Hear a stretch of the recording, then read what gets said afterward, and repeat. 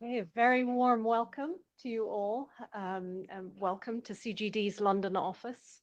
I'm absolutely delighted to introduce this event that we're co-hosting together with the Global Partnership for Education on how to make schools safer and more inclusive for children across Sub-Saharan Africa. Yesterday, in this very room, a ministerial task force on ending violence in and around schools was launched. And this task force is made up of 11 countries and co-chaired by Sierra Leone and the UK. But there is still so much work to do. It's estimated that around 250 million girls and boys experience violence in and around schools. And according to our data hub on school-related violence that we've just launched in 92 developing countries, as many as 28% of sexual violence incidents happen in school settings, and as many as 48% of children are subjected to corporal punishment. But the data actually really underrepresents the real magnitude and depth of the problem. Exposure to violence has a negative impact on children's ability to learn, their socio-emotional development, and overall well-being. So while there are many competing priorities in education, and policymakers globally and domestically are regularly forced to make trade-offs, anything else is secondary to ensuring that children are safe from harm while they are in school. So we have an excellent panel of distinguished speakers who will reflect on this challenge and discuss how to ensure every child has the opportunity to learn in a safe and inclusive environment. On my immediate left, we have the Honorable Minister Saki, who is the Minister of Basic and Senior Secondary Education for Sierra Leone. So the minister has held prominent positions in education, both locally and internationally. These include the chair of the Sierra Leone Teaching Service Commission, chief executive of the Windsor Fellowship, head of information and advice at Anglia Ruskin University, and strategic manager of the London East Connection Partnership, among many other positions. Welcome, Minister. Thank you. Next to the minister, we have Ruth. Ruth is a high-level envoy for education at the Global Partnership for Education. Between 2014 and 2022, Ruth served as a senior advisor and deputy chief of staff in the executive office of the President of Kenya, as well as the head of the Presidential Policy and Strategy Unit. And prior to rejoining government in 2014, Ruth worked at the World Bank, during which she held various positions, including as World Bank Global Director for Education, where she led the establishment of the Global Partnership for Education. Ruth, we're very pleased to have you here. And then finally, we have Christopher Castle. He's the Director of the Division for Peace and Sustainable Development at UNESCO. He has more than 30 years of development experience in the areas of education and health, working at UNESCO since 2004, including as Chief of Section for Health and Education until November 22, before taking on his current role. Welcome, Christopher. And then, of course, we have my excellent colleague, Lee Crawford, who will be moderating the panel. Lee is a senior fellow in the Education and Child Wellbeing Program here at CGD. So, Lee, over to you to moderate the panel.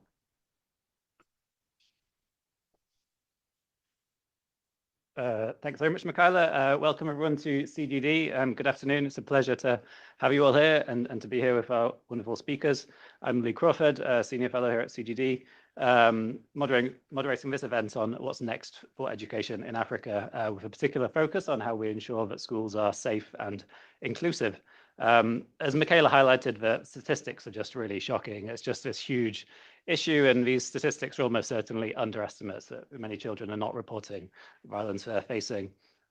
It's really struck a chord to me personally when, after 10 years of being an economist working on education, all we talk about is test scores. And then when my children enrolled in school, all anyone talked about was their well-being and their safety. And, learning can come second, but ultimately the top priority of my children's school is that they are safe and well, which was, just really jarring. So thankfully, it feels like we're starting to see some momentum here with the declaration that Minister Saki signed in this room, I think about a year ago, and the follow-up ministerial task force just yesterday. There was the first ministerial conference last year as well on ending violence against children. So it feels like we're starting to see some momentum here. And what I'd love to do today is hear from all three of you your views and what you're seeing about these two big questions. One being how we keep violence on the agenda in education when there are so many competing priorities. And then second, what can we do about addressing the problems? What are the emerging good practices that we're seeing? And what are the best priorities for countries and donors to support to try and address the issue?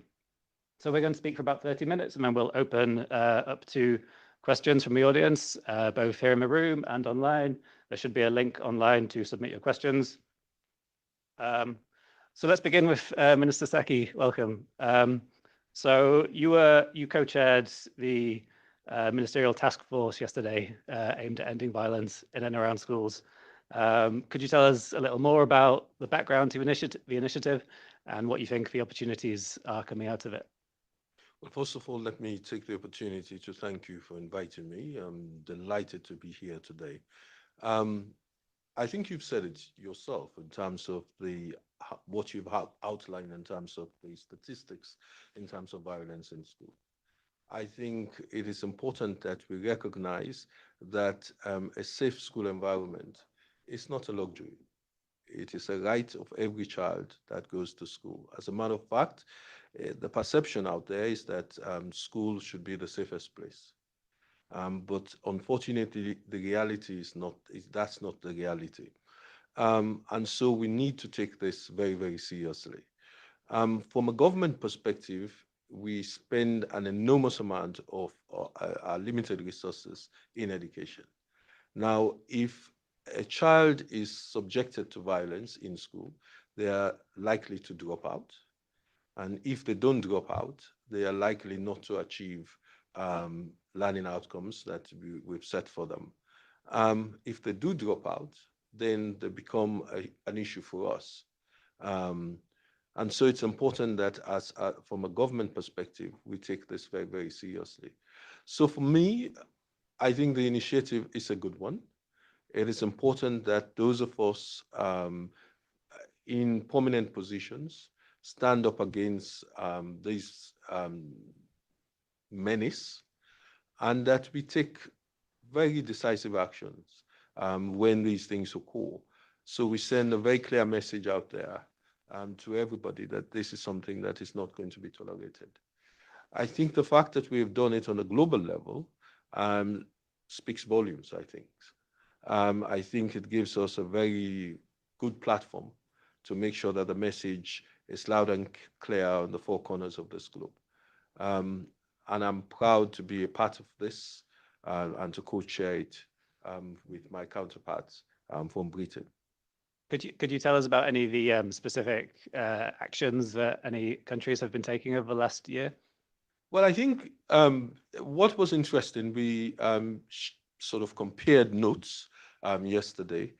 Quite a lot of countries have started off in terms of legislation. So, for example, in the case of Sierra Leone, Basic and Senior Secondary School Act of 2023 makes it absolutely clear that this is something that will not be tolerated. This has been followed by policies. So in Sierra Leone, for example, we have abolished corporal punishment. But perhaps I could just go backwards a bit. Sierra Leone had the experience of an 11 years of civil war, where most of the fighters were children. Now, those children will now be the adults. We know statistically, those who have been victims of violence are more likely to be perpetrators. And so at the end of the Civil War, there was a Truth and Reconciliation Commission. One of the recommendations was that we abolished corporal punishment, and there were all the safeguards that were also recommended as well. As a government, we've taken it very seriously, and I've made sure that we've implemented all the legislation regarding the safety of our young people. But nevertheless, it means that there are people in the system that have been used to violence. And so we know it's a real problem and a problem that we need to tackle. And we've put in place a number of other measures apart from policies to support us in that. Let me just mention a few.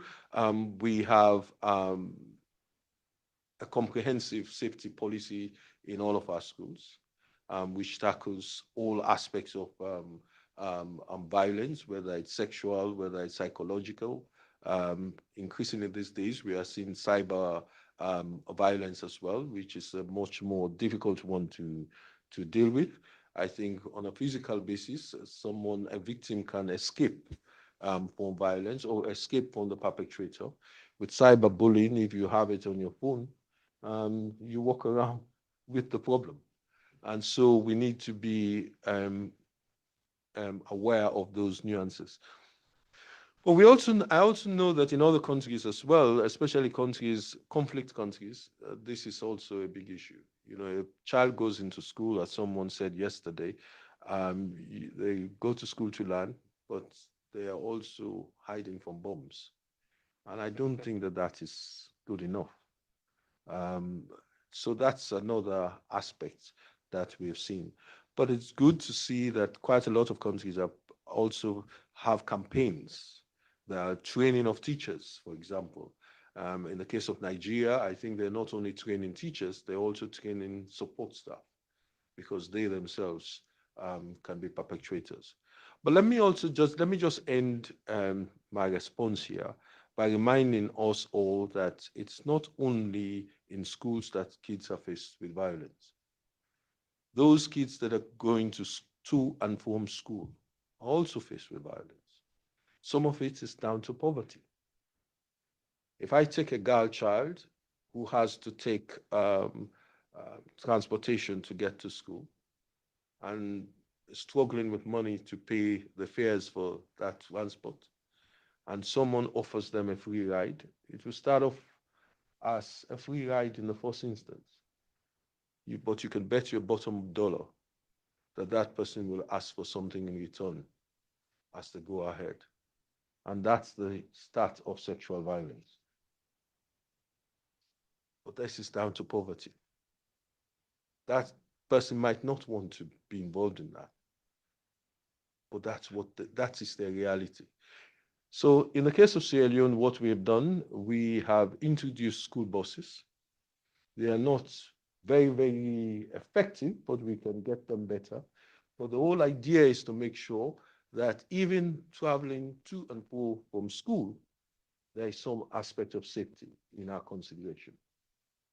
I'll say that. That's a great example of a very concrete policy, which might not immediately strike you as being a solution, but might actually make a big impact.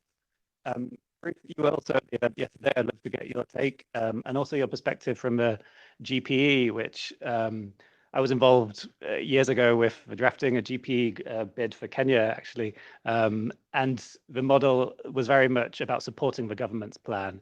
And so I guess there's a slight tension there between the GPE playing a role in shaping the agenda and encouraging countries to focus on different priorities versus the principles of country ownership and supporting the government's own ideas. So how do you balance that at GPE, and what were your reflections from yesterday? Thank you. I was happy to participate in the event yesterday, and as I was listening to the discussion, I was saying, why has it taken us this long to focus on such a central issue? Because as we begin to unbundle the reasons why driving learning outcomes has been so slow, we now recognize that a critical element or a critical hindrance is safety in schools. How confident do kids feel when they're in the classroom or when they are in the school. And children who experience any form of violence in schools. And when we talk about violence, we are including those in fragile states, in countries in active war, such as Sudan. But we are also looking at what happens in the classroom, whether it's gender related, whether it's because a child is different, poor, wearing tattered clothes, from a minority group, a disability, a feeling of isolation. But we are also talking about much more subtle forms of violence, such as the minister has referred to cyberbullying, or just sort of teasing that goes on. One of the most difficult and sensitive forms of violence, particularly for girls, when they start getting to puberty and they have menses. There are not enough sanitation facilities. Sometimes they sell themselves. It is a very demeaning experience to have. And girls kind of begin to miss school to avoid that kind of embarrassment. And a simple intervention like building clean sanitation facilities and just being sensitive about that does a lot to keep girls in schools. And then, the cyberbullying, you would say that, a lot of the schools we are talking about may not have technology, but what we found during COVID, when there was a lot of online learning, is the abuse of technology and access to technology, where both boys and girls basically began to get into the websites that they shouldn't get into, and really engage in behavior that began to draw away from learning. We did a study in 2021 to look at the impact of COVID on adolescents. And about 52% of the girls had experienced some form of bullying or violence during that period. So the school is meant to be a safe haven. And I see in Kenya and in other countries, when during the school holidays, as soon as the schools close for the holidays, parents send their children to the rural areas from the urban centers as a way of protecting them. So there is that expectation that parents are sending children to school to be safe and to remain safe. And what the task force did yesterday, and what we hope it will do more of, is to honor that contract between parents and teachers by ensuring that they are truly safe. The issue, therefore, is what broad set of interventions do we require? And you've seen lots of examples. The minister has mentioned the bus and transport, whether it is by bus or even having escort children out of school to homes is very important, because a lot of the security occurs there. The recruitment of female teachers, such as we have seen in Nepal, with support from GP, they recruit many more female teachers. And some of you who were in the plenary yesterday saw some of the data that was presented.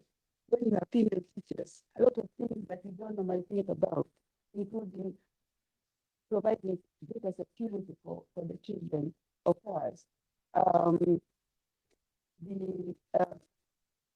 An issue that was not addressed in the UCB report, if I may say so, is the role of parents. Because parents who notice changing behavior of a child when they come home. If a child is unhappy in school and the behavior begins to change, a parent will immediately recognize that. The question, therefore, is what does the parent do? Who do they go to? So there needs to be a mechanism for feedback loop, either from the parents or from the children themselves, where they can report in a safe environment. And I think that's an important intervention to have.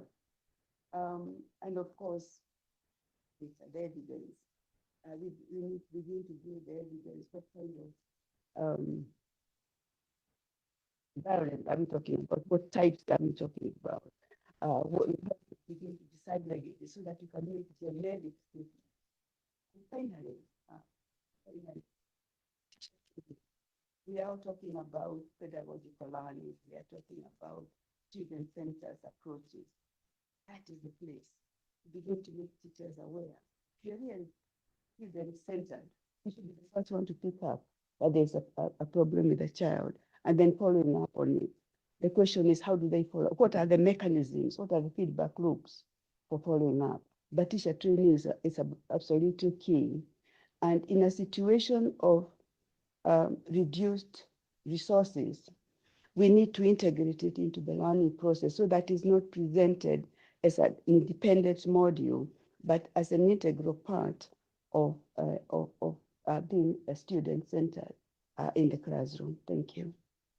Thank you very much, Ruth. It's music to my ears to hear that we need more evidence as a researcher.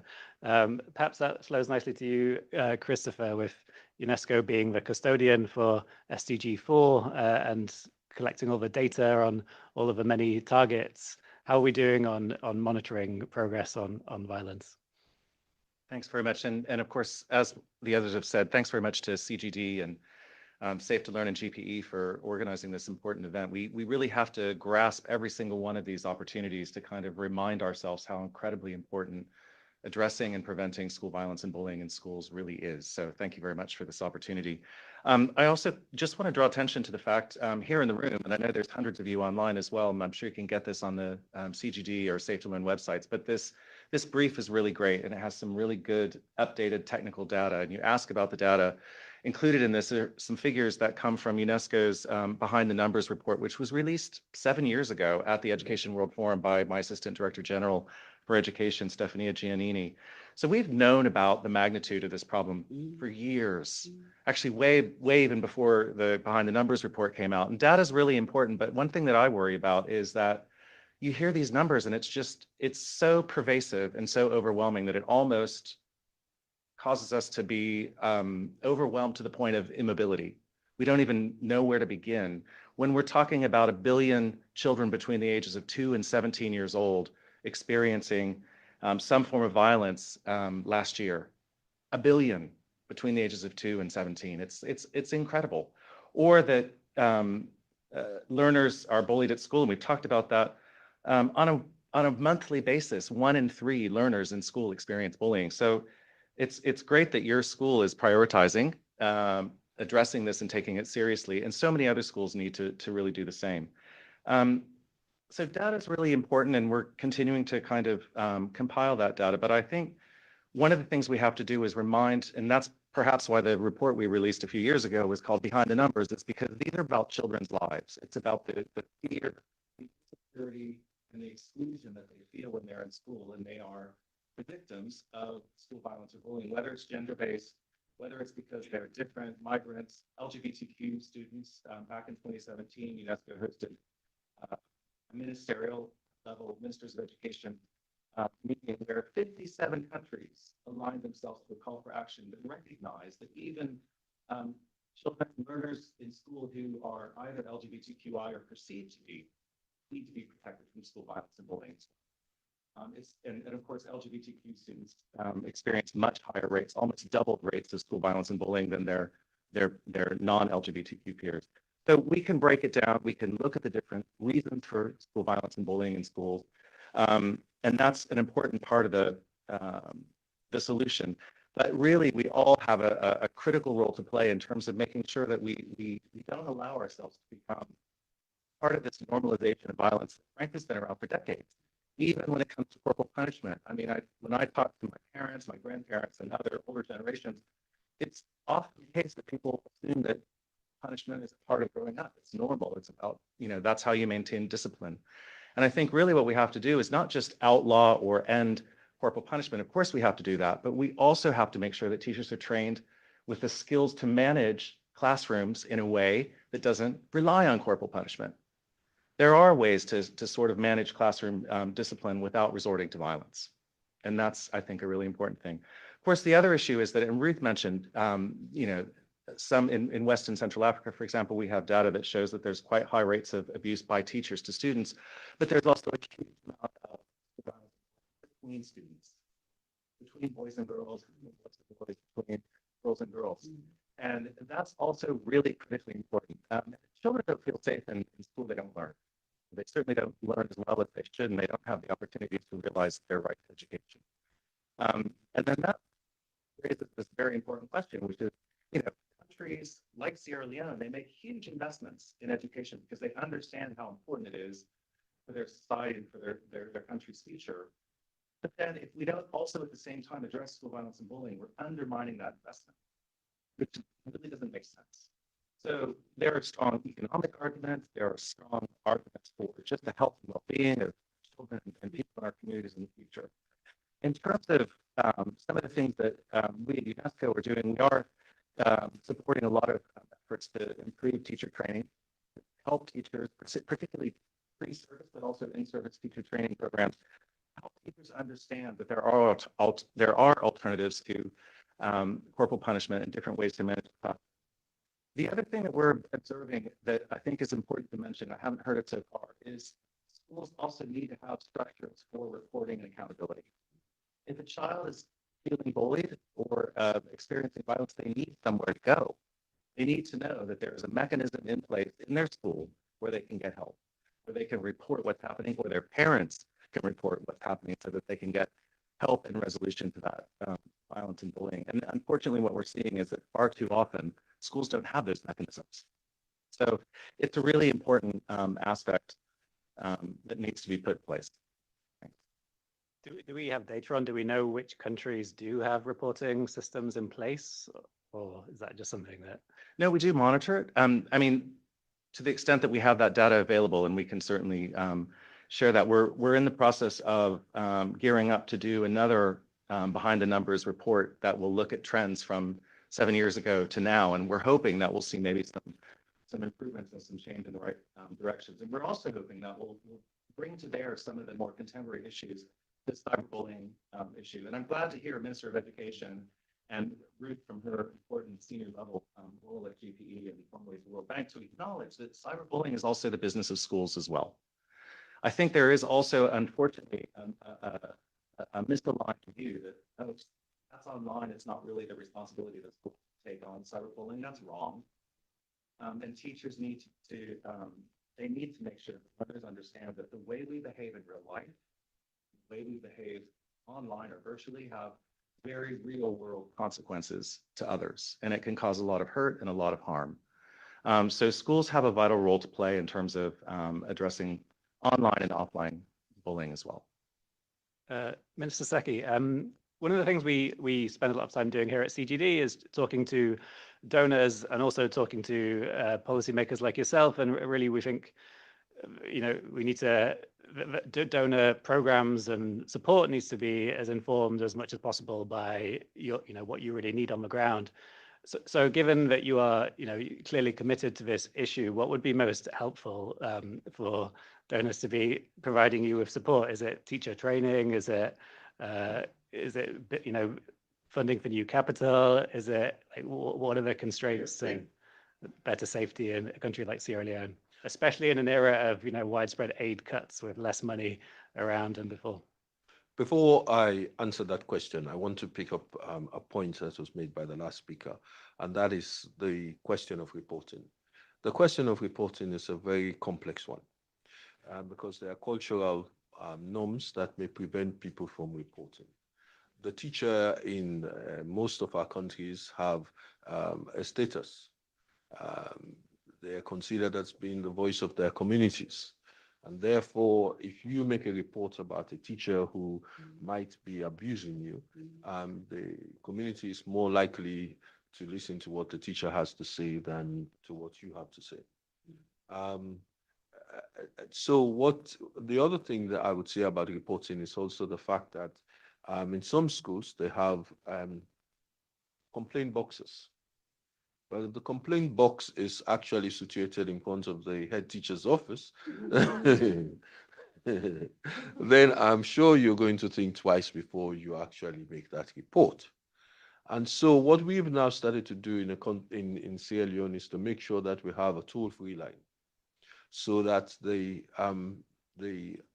pupil can report without the school knowing, and then we will investigate. So I just wanted to say that. Now, in terms of what we need, I think in a sense, the easy answer would be all of what you said, and maybe even more. But let me, on a serious note, I think it is not just about just asking for resources. It's about making sure that we have resources that are effective. So let me start off with a couple of things that we would like to do in Sierra Leone. We know that people, some of our pupils will report cases. We'll investigate those cases. We will, and we would even apprehend the perpetrator, hand them over to the police. But we also know that those perpetrators can have some divine intervention and they disappear from the police cells. Yes? So what we are now doing is to make sure that if that happens, that perpetrator should lose their rights to privacy. And so we will make sure that we name and shame them. We'll gazette their names, obviously with the support of the justice system. And we will debar them from practicing as teachers. But we want to even go further, because what we don't want is where you have someone that you've removed from the teachers register reappears in the health sector or in social services. So we want to undertake legislative reforms. And one of the legislative reforms that we are taking is to review the Sexual Offences Act in Sierra Leone, which was first enacted in 2012. It was reviewed in 2019, and we want to now have a sex offenders register in Sierra Leone, just as you will have in any of the developed countries, so that when someone has gone through the court system, they would be stopped from working with young people. So that's one. So that we think is very specific. The second one is we need a little bit of investment in infrastructure. Now, let me just show you the connection between infrastructure and some of these offenses. If you don't have wash facilities in your school, and a girl child has to go behind the school or in the bushes, first, they can be assaulted by a snake. Yes, but they can also be assaulted by somebody who is hanging in that bush and waiting for their someone to come over there. So having wash facilities would stop that from happening. So that's a very important one. I think my colleague also mentioned sanitary pad poverty, which shames girls and some of that, and that means that they don't come to school or they are teased. With the little resources that we have in Sierra Leone, I am proud to say that the government of Sierra Leone is providing pads. Very good. So again, that is specific, and that's just to make sure that we protect our young people. Okay, so yes, so for me, I think it has to be some things that are specific in terms of the interventions that we give, so that we will address some of the issues that I have just articulated. But a couple of other things: we need community and student engagement. We have peer-to-peer cases, so we need to have programs so that all of our young people will know what is a positive touch, what is a negative touch, and all of those sort of stuff, or they know what's right and wrong is. Yes. We also need to engage the community, because sometimes that's where the perpetrators are. We also need to reform our police so that they are sensitive to some of these cases and make sure that they deal with those cases when they do occur. We need better partnerships. It's not government alone cannot solve these problems, not even the school. So there must be partnerships between the school and the community at large. And lastly, we need, in the case of those in conflict areas, we need to be able to make sure that we protect our young people, even in those difficult circumstances out of there. Thanks so much. So I've got a long list of questions I'd love to ask, but I want to give the audience an opportunity as well. So let's open up.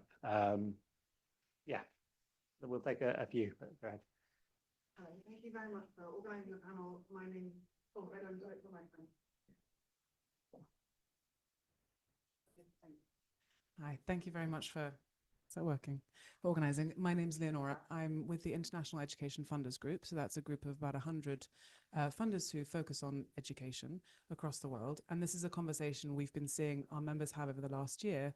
And it's interesting because it's a topic that tends to fall between the gaps between those who are funding basic education or education more generally, and then funders who are outside our network who focus on violence more generally.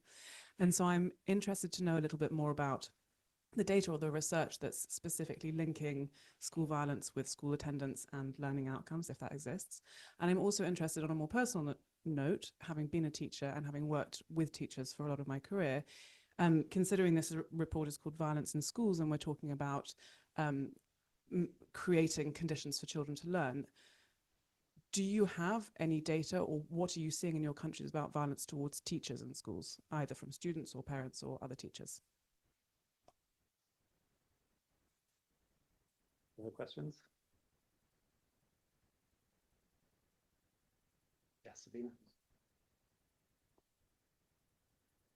Hi there, my name's Sabina Morley. I'm a Senior Education Advisor at FCDO. Thanks so much to the panel and for sharing the findings. And I just wanted to say, I think it's really inspiring what Minister Saki's been doing in Sierra Leone on reforming the kind of accountability system and trying to make sure that any teachers that are perpetrators are kind of held to account. And that example you gave of, ensuring they don't move to other schools or don't move to other social sectors is really important. And this is something that we see in lots of countries is really hard to do. And I was wondering from a kind of research perspective, and Lee, maybe thinking about CGD's future plans on research in this area, I think getting a better understanding of some case studies on how to do system strengthening around reducing kind of violence and strengthening accountability systems would be really helpful, because I think some of the research at the moment is on kind of interventions which are quite hard to sustain, might be quite expensive, which is still really important, but then there could be other things that are done within the system around kind of social welfare, or like kind of working with the police, or reforms like this with the legal system of how you can kind of strengthen accountability. So I think that would be really interesting, and I wonder if there's some kind of qualitative research we could do for some of the countries like Sierra Leone and maybe some of the other task force members who are trying to do some of this to see impact over time. Thanks. Does anyone want to take any of those two? So first on evidence around violence linked to education outcomes, and second on examples or case studies of where countries or systems are making improvements in reporting and management. If I start off very quickly, I don't have research, but I'll give you practical examples. Yes, so we're introducing in Sierra Leone something called One Tablet Per School. It is an app that we install in a tablet, and each school will have a tablet. The school leader will have a tablet in the school, and they use biodata to take the register for our teachers, and they will also register the pupils. Now, the idea behind this program is that we should be monitoring the attendance of our young people. And if a young person is not coming to school, then we want to make sure that we have advice and guidance counselors, who will then approach those people and find out why. It is only through that finding out why that you now start to see that perhaps it is something of violence. If it is a poverty, then we have a program, a pilot program also, that we have currently, that we're giving cash transfers and this is specifically targeted at girls, so that they can come back to school. Because this is what happens. Sometimes the girl child do not come to school because their parents want them to go to the markets to sell. And it's when they go to the market to sell that they are then abused. Yes. So what we want to do is, because economics is the fact that the parents need money, we are providing that money, yes, to make sure that the parents do not need to send that girl child to the school. And so we prevent that. So that's one. The second thing, I think somebody mentioned something about teachers, violence on teachers. I had an unfortunate situation recently, I think a year ago, when a pupil brutally murdered a teacher. It was very brutal. Yes, so violence can go the other way around. Yes, I had the unfortunate experience of having to go and sympathize. And unfortunately, what also happened, they not only brutally murdered the teacher, they took photographs and sent it all over the place. Yes, so it goes both ways. The last thing I just want to say is about accountability. Again, I'm going back to that reporting. The challenge you have with reporting sometimes, even the school leaders do not report these cases. Yes, so we now want to make it difficult for a school leader and hold that school leader accountable if we were to find out that a case had been reported to them and they did not report it. And we know it's happening because sometimes we get the data from one-stop centers. And then we move backwards and it goes back to the school. We know that with contractors, like a World Bank contracts, the contractors have an agreement that they signed, that they will have safety measures in place so that their workers do not abuse people. Yes. So if you can have that with a contractor, we should have that with schools. So we are forcing accountability through that process. But I do not have research in that sense, but we have evidence of some of these things happening. As you listen to the minister, you can tell that he's not just enacting some regulations. He knows what he's saying. He understands the process of learning. He understands the milieu in which these children operate. It doesn't happen in every country. And that's why this task force becomes so important, because you can begin to build cumulative knowledge and experience led by individuals such as the minister, who is, I can say, quite confident, is way ahead of many of the educators that are addressing this issue, and then crowding in that experience. GP is a founding member of the Safe to Learn initiative and has funded quite a lot of programs to prevent violence in schools. There are currently about 22 countries. And the range of interventions is wide. As you said, GP does not define what the countries should do, but it creates opportunities for countries to respond to these issues. So it's wide, ranges from like Nigeria, training school-based management committees, or CAR, making sure there is a gender specialist in the project. It's a whole range. And this is where the partnership between the center and GP becomes so important, because we can begin to harvest some of the emerging experiences, and then we can begin to catalog clusters of interventions, and then those become available to countries, so that not everybody is having to rediscover the wheel every point. And since Minister Saki cannot be in every country, then that sort of becomes shared knowledge. So it is actually very important that you deal with this live data. So, for example, if you go to Nigeria or work with GP on Nigeria and say, how are those school management committees changing behavior? What were some of the challenges that they were experiencing? How can you sort of modify that to make it more effective? But underlying this conversation is an imperative that it must involve more than the teacher, more than the school. It must be community-based. And ultimately, it's about changing values and the understanding of the importance of protecting the child. And that goes beyond the classroom. So, but we will be looking to you as a research entity to begin to build the cumulative knowledge and sort of models of approaching this. And maybe if I can also just jump in, thanks very much for the questions.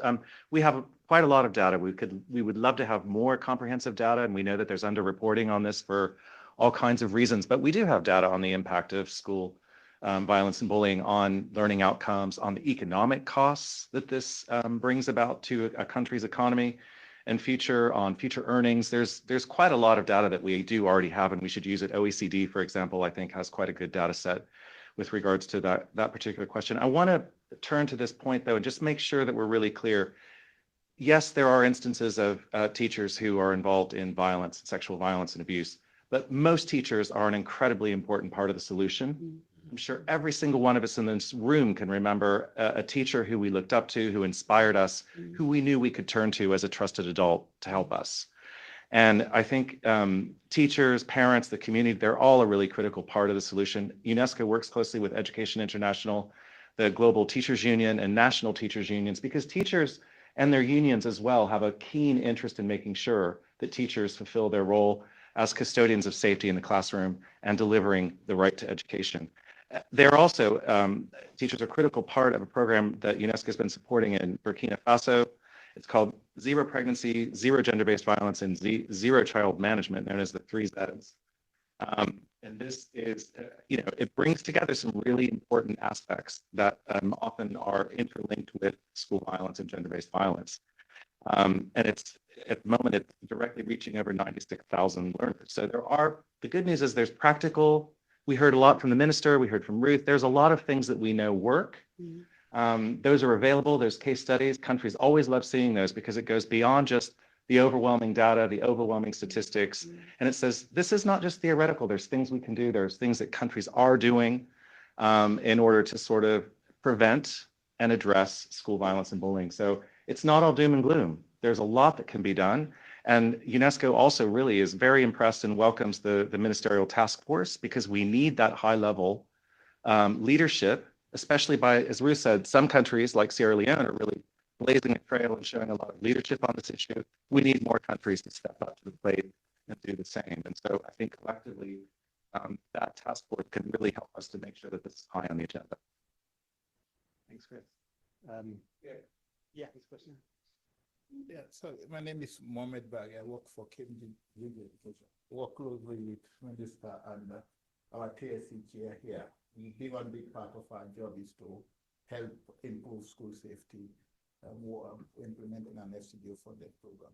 So I have 2 questions. One is for the minister to share some of the experiences on how they are doing cross-sectoral engagement within the sector to address issues of violence.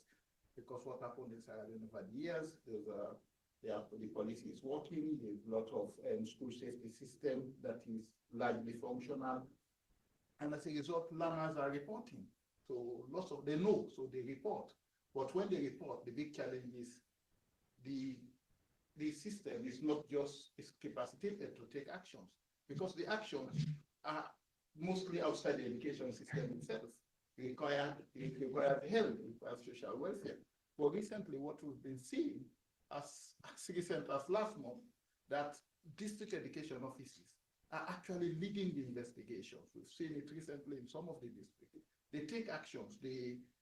So we want the minister to share those experiences on how at least the government is able to take action, be able to strengthen cross-sectoral engagement with the other sectors.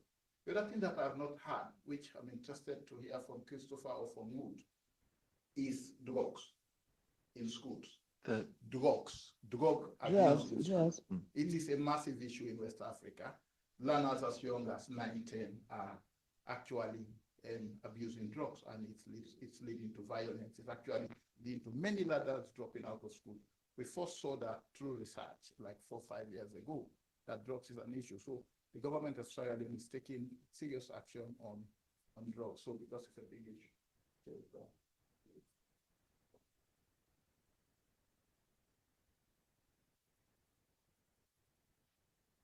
Hi, thank you. I'm Hannah Frisch from Results UK. And my question is about how you address this issue with private schools who you might not have any kind of oversight or regulatory power over. I know that there are a lot of issues at boarding schools. I've also heard of a lot of issues at low-fee private schools and communities where there might not be much power to do something about violence in their schools, and there might not be as robust reporting systems in connection with the government. And so I was wondering if you've been working on that in your context, Minister, and if anybody else on the panel has thoughts about how to address that.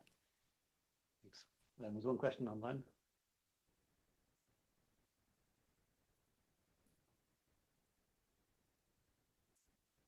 We have a few questions online who want to ask what can dialogue look like between education, state and non-state providers, for example, in achieving assisting curricula or achieving equitable access to education in general.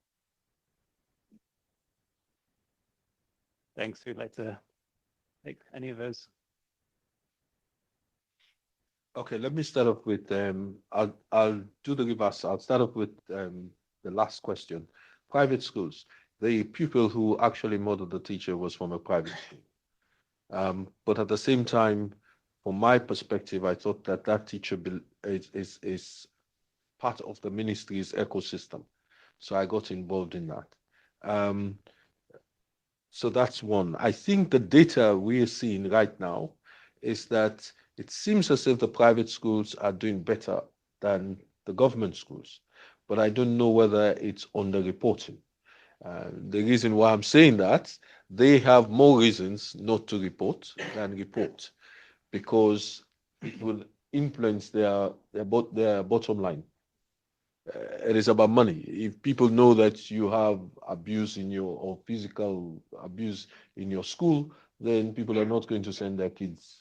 And so there is a money incentive. But the evidence I'm seeing right now is that they are doing better than the government schools.